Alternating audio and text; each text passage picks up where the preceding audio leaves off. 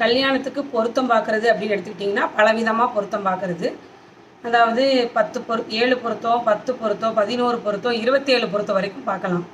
இப்போ இதில் ஒரு பொருத்தம் தான் இந்த ராசி பொருத்தம் அப்படிங்கிறது. இந்த ராசி பொருத்தம் இல்லைன்னா அந்த தம்பதியினரோட திருமண வாழ்க்கை வந்து எப்படி இருக்கும்? இப்போ ராசி பொருத்தம் இல்லை, அதனால் இவங்க 2 பேர் ராசியாக இருக்க மாட்டாங்க, கெடுதலை பண்ணிடும் அப்படிங்கிறதெல்லாம் கிடையாது. இப்போ ராசி பொருத்தம் அப்படின்னா ஒருத்தர் விட்டு கொடுத்து போகிறது, அனுசரித்து போகிறது. ஒருத்தர் கோபமாக பேசினார் அப்படின்னா அவங்க இன்னொருத்தங்க தாழ்ந்து போகிறது, இவங்க கோபமாக பேசுகிற இடங்கள்ல இவங்க தாழ்ந்து போகிறது. இந்த மாதிரி அமைப்பு தான் இந்த ராசி பொருத்தம் அப்படிங்கிறது.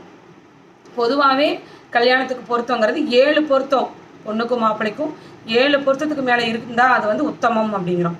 இப்போ பொண்ணோட ஜாதகத்தில் ராசிக்கு மாப்பிள்ளையோட ஜாதகத்தில் ராசி வந்து 6, 8, 12 இருந்ததுன்னா அவங்க வந்து அவங்களுடைய வாழ்க்கை கொஞ்சம் சிக்கலான வாழ்க்கையாக இருக்கும், கொஞ்சம் சிரமத்தை ஏற்படுத்தும் அப்படின்னு சொல்லலாம்.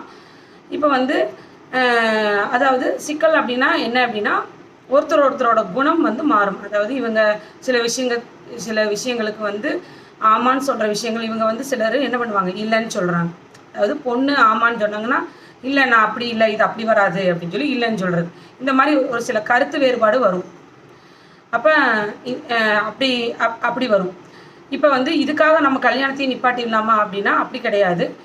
இப்போ ராசி பொருத்தம் இல்லைன்னா கூட பரவாயில்ல, கன பொருத்தம் இருந்து கல்யாணம் பண்ணி வச்சா அவங்கள 2 பேர்த்துக்கும் நல்லா ஒத்து போகும், நல்லா வாழ்வாங்க.